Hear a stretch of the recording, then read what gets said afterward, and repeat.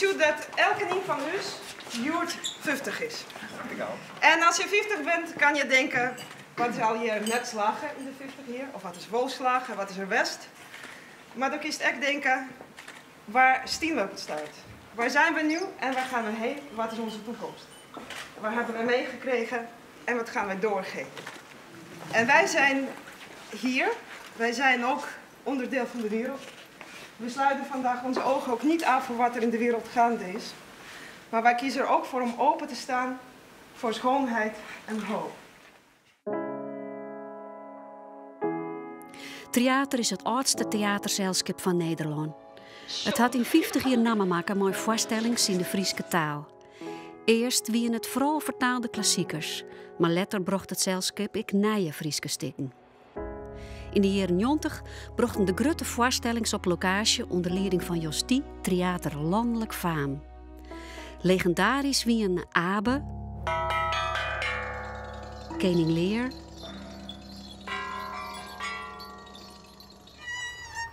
en Peer Gynt op Oerol.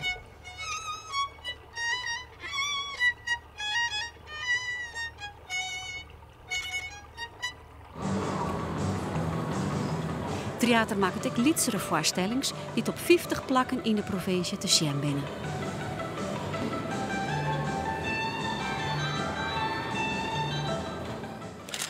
Er zit een stuk papier tussen. Er zit een laagje tussen. Ja.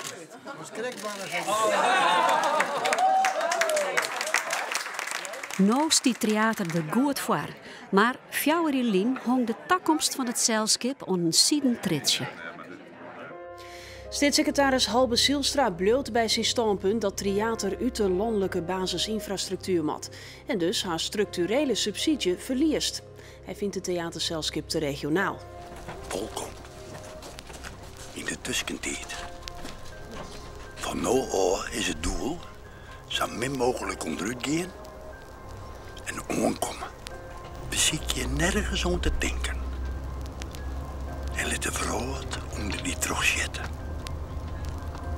Links, rechts, links, rechts. Troch de speeljen in het Friesk kiest theater ervoor om voor het grootste part in de provincie op te treden. En dat, zo vond de Rie van Cultuur in 2011, maakt theater net van nationaal belang. Je kan ook zeggen, nationaal belang betekent niet dat je overal speelt. Ik heb soms voorstellingen in Nederland gezien waar het voor een heel klein publiek was, maar wat ik absoluut van groot belang vind. En iets wat misschien wel in elke schouwburg staat. Maar ja, wat is dan ook weer schouwburgpubliek? Want we hebben niet alleen maar schouwburgpubliek, we hebben ook publiek dat in dorpen komt of wat naar locatievoorstellingen komt. En dan zijn vaak mensen die geen kaartjes voor schouwburg kopen. Dus dat, die breedte van theater, dat zorgt er wel voor dat wij niet ook nog ernaast door heel Nederland kunnen gaan spelen. Dus gong theater oer te actie. Stilte opname alsjeblieft. Het mooiste zeilskip van Friesland opdoeken? Nooit. Theater mat bleeuwen. Help ons. En schreeuw een brief. Dank u wel.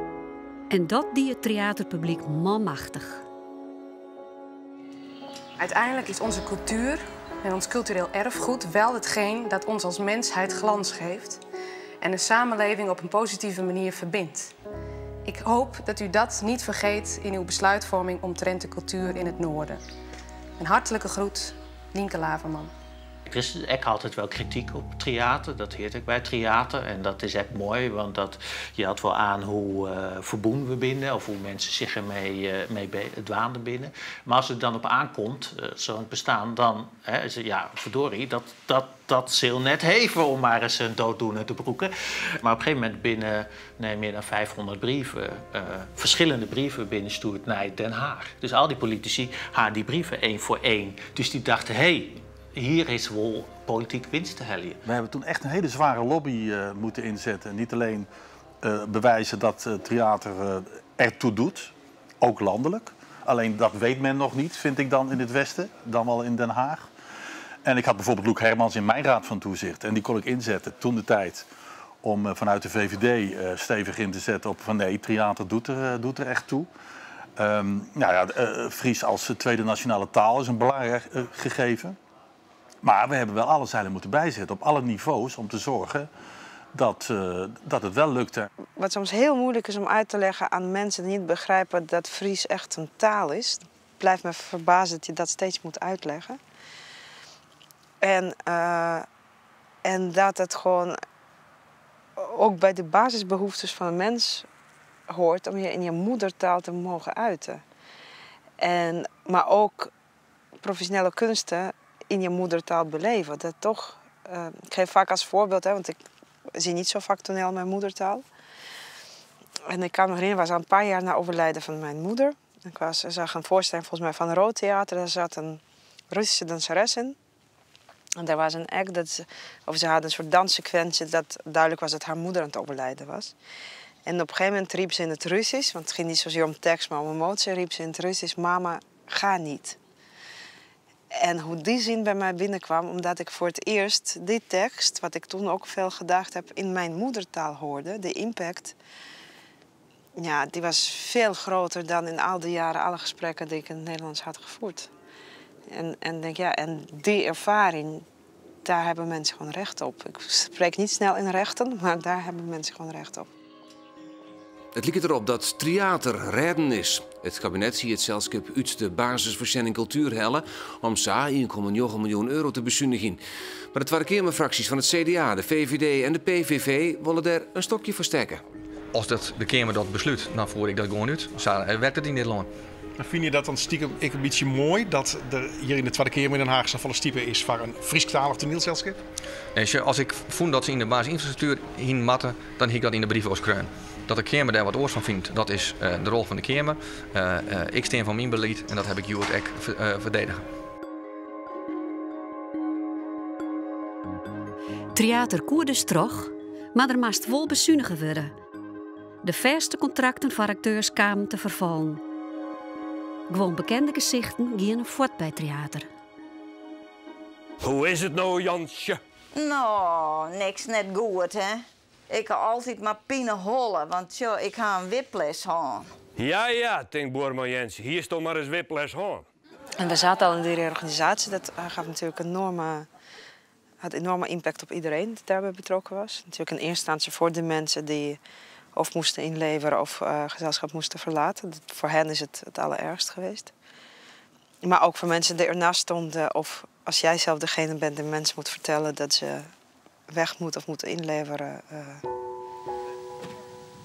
Ja, het is een hard gelach dat je nou 28 jaar stap je. Want het is toch je leven, dus het is alles.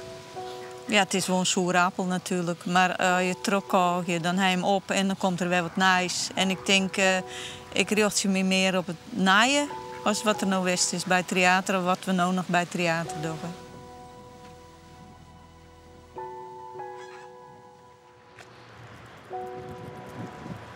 Je wie het, hè? Je wie het, ja. 24 jaar geleden ben ik hier begonnen. Hier op het hoekje, hier zit de werkplaats. In de kantoren zitten de boppen. En er weer een 3 zalen hier binnen en opslag. En het is nou te hier, hè? Ja, het is wel wat opknapt. Het is heel zuterig. Dit is het door, daarachter weer de werkplaats. Weet jij dat er een is?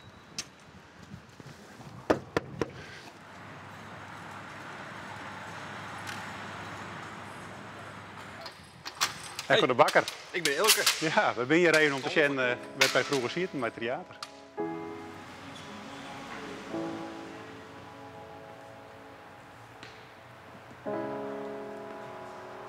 Is heel wat verloren?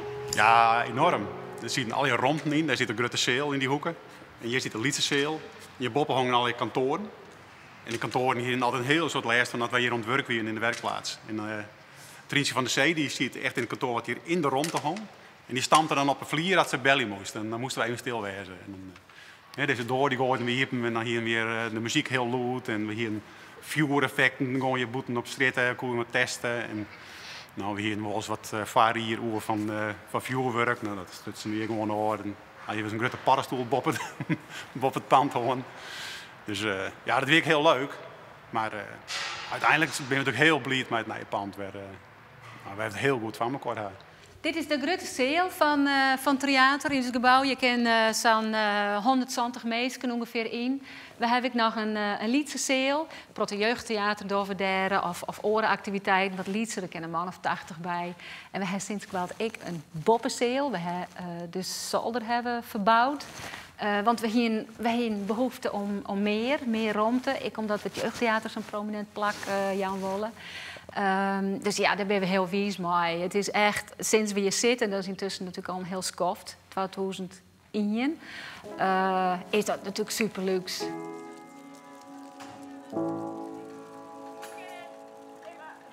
Laten we gewoon even kijken waar we zijn gebleven en blijven zoeken.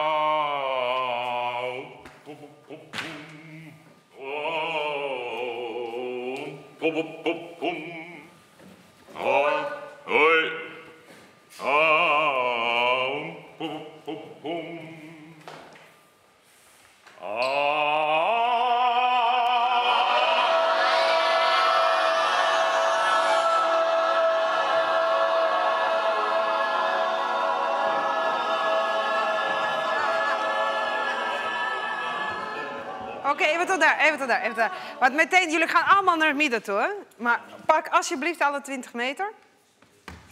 Niet hoe iedereen hoeft de aarde te beklimmen meteen. Je kan ook heel goed namelijk contact met het publiek aan een van de zijkanten maken. Ja?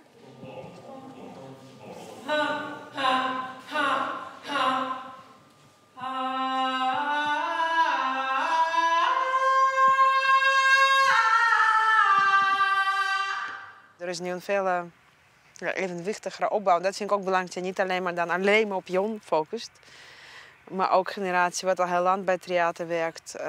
Maar daar ook iemand als Tamara. Ik bedoel, ik durf niet precies een getal te zeggen. Maar het is zeker minstens 20 jaar of 25 jaar bij theater aan het werk. Heeft toch echt fantastische dingen als actrice, maar ook als regisseur hier gedaan.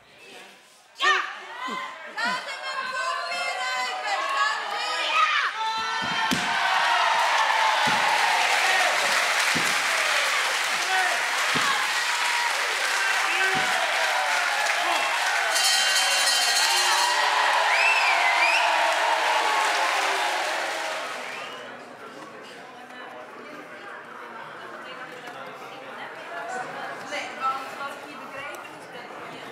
Dit is een bom.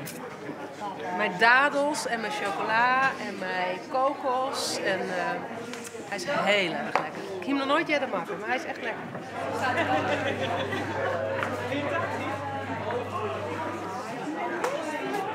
Wauw. Mooi, hè? Wauw. Nu wel zelfs Die heb ik helemaal door zelf net hier. Oh.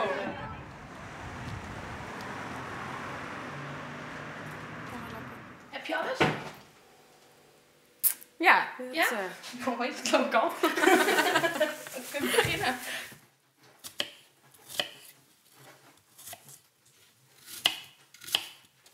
Mijn heid hier in de krant een keer, echt toen ik in tiener of zo, een stukje zien van theater zie ik het nieuwe jonge acteurs oer een peer hier. En mijn heid zei dat in mij en ik zie loop ik nog op een orenopleiding.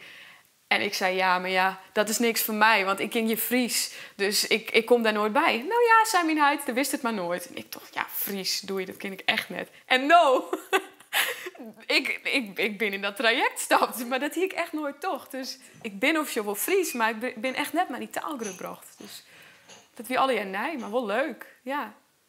Nou, bij theater wie het van het begin aan wie het echt heel gemoedelijk en relaxed en ontspannen. Meesten die stieren van het begin al heel erg open voor u. Omdat dat wil ik graag naar je jonge acteurs onttrekken. Dus wij voelden dus wel echt welkom. En dat wie altijd betrokkenheid. En dus ik had het net echt als een als een god ervaren of zo tussen 2 generaties en dan net. De meeste boeren binnen in het vaste plak ondernemers. Dat betekent dat winst en groei voorop staan. En bij mij van boeren net verwacht je dat ze voldoggen onder het romantisch beeld van een boer die het volop van zijn bisten en groen hoort, dat er ree is om je vodden om te rennen.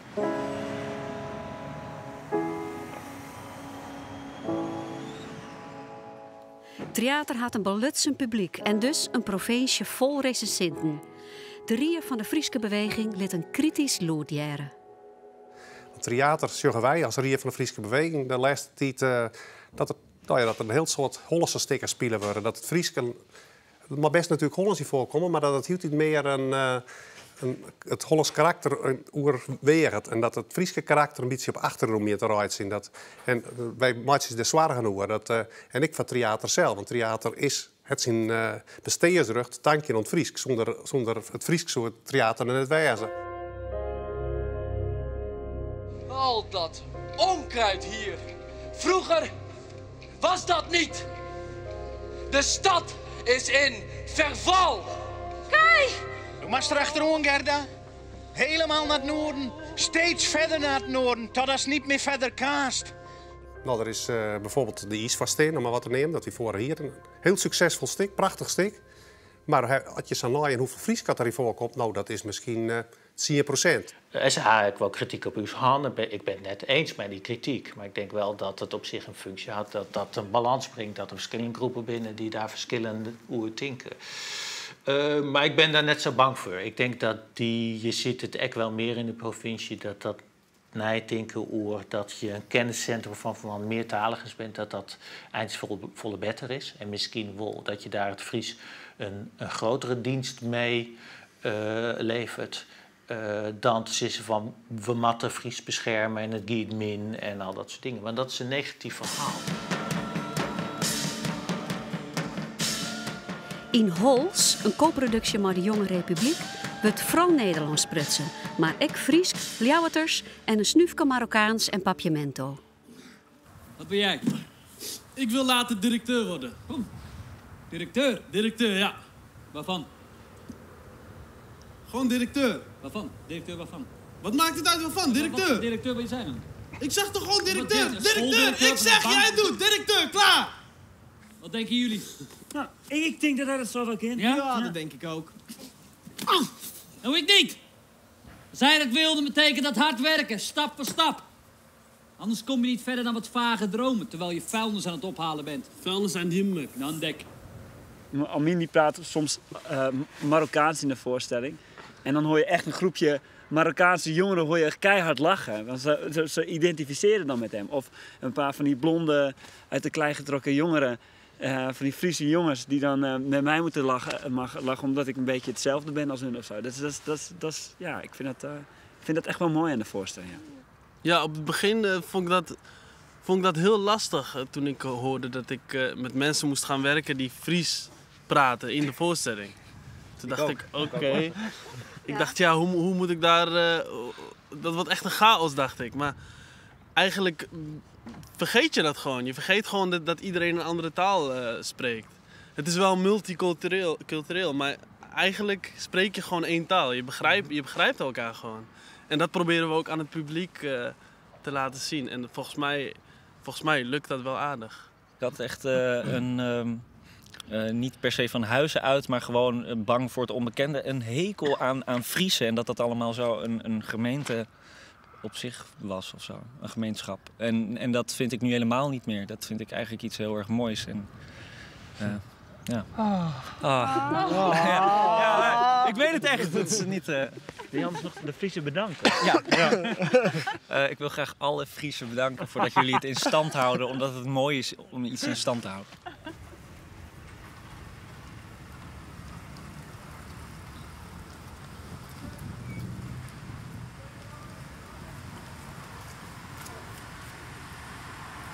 Stikje taart. Echt? Want, Nou, wat leuk. Appeltaart. Omdat we jarig zijn. Theater bestaat vandaag 50 jaar. Mooi, gefeliciteerd. Dankjewel. Leeuwarden appeltaart. Ja. Alle collega's hebben zelf taarten gebakken.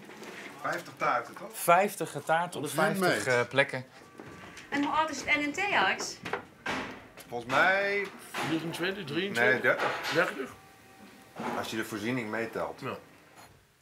Maar We echt gaan tot aan Maastricht. Van Bremen tot Maastricht, van theater in Amsterdam tot de Lawaai in Drachten, van Foppe de Haan op Vlieland, geloof ik, tot Peter Tuinman. Het theater is 50 jaar oud. Oh, gefeliciteerd. Heerlijk hoor. Ira, ik hou van jou. Heel veel gefeliciteerd, Ira.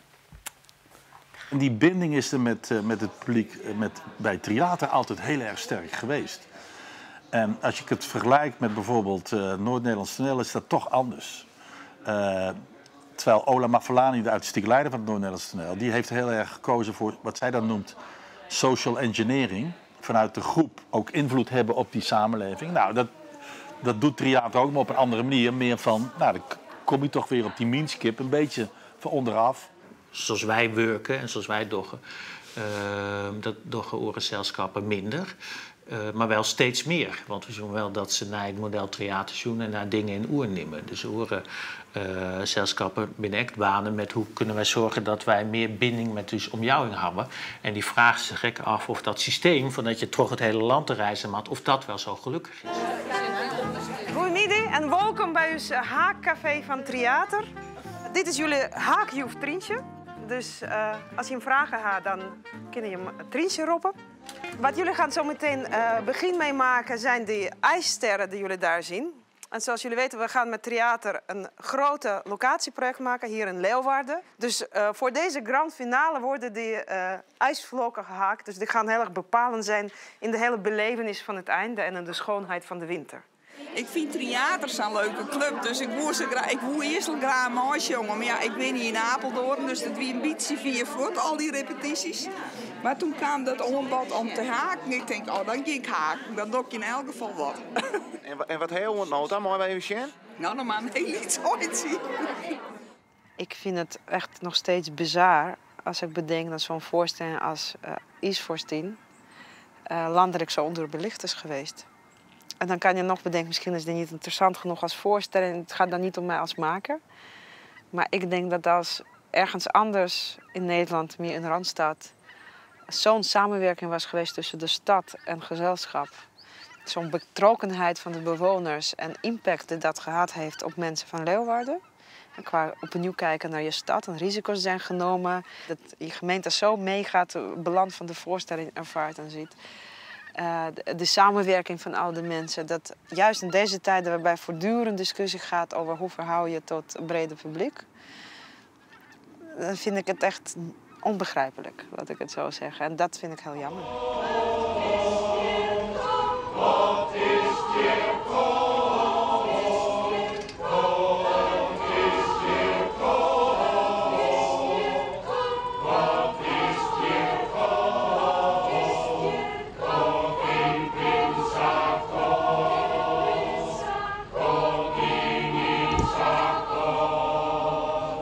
Dat we in het verleden gingen dan wel zag van dat mensen zijn van ja, maar theater. Maar theater dat mag per definitie goed dus krullen. Want het is van hier en het is van Friesland en ja, dat is wel heel bijzonder. En dat heb ik altijd weigeren. Ik had altijd zijn, als ik nou, dat die ik hier in een van de eerste vaststellingen dat ik naar het theater ging, zag ik in de kranten, luister eens even, ik hier schreeuwen, krijg als alle andere gezelschappen in Nederland, want waarom had theater, waarom had je die oorsbehandeling dan oorgezelschappen? Het gaat er om kwaliteit. En dus kwam het wel eens waar dat ik net zo'n leuke recensies kreeg. Nou, dan weer het hek van de dame. Want dan waren we wel of bellen of op het matje roepen en dan weer mensen verongelukken. Dat is niet meer zo, hè? Maar dat heeft wel zo geweest.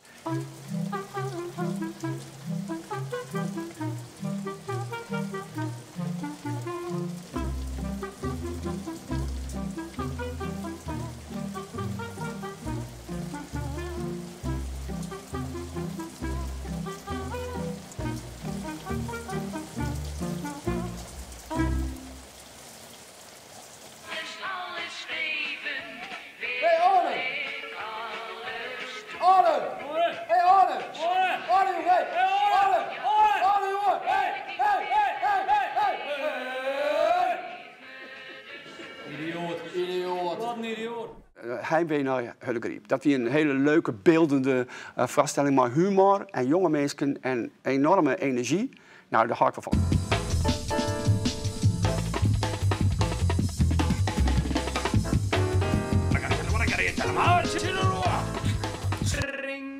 Hallo?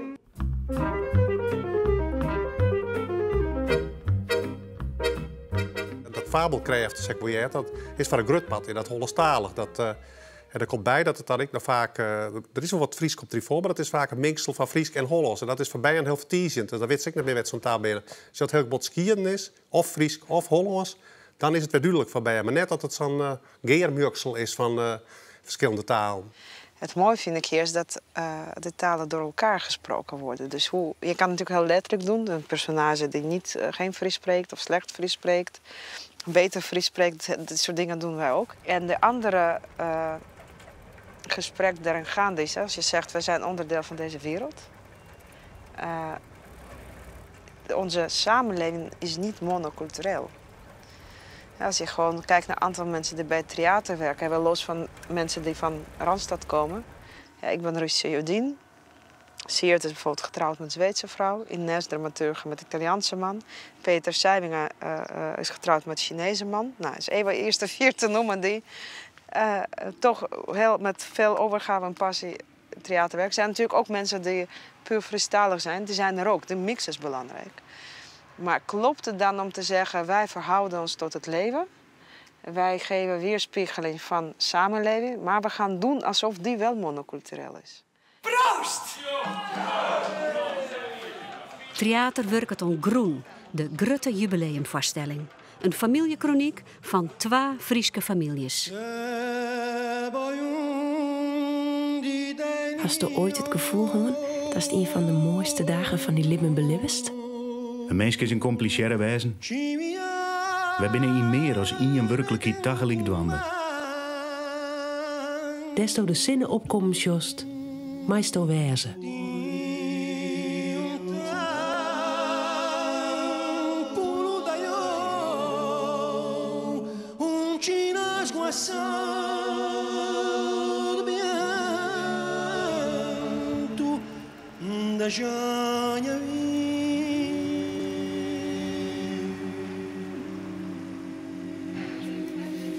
Hallo, ik kom van het theater en ik heb een afspraak met Tjeerd. Moment, Jor, ik kom zo bij.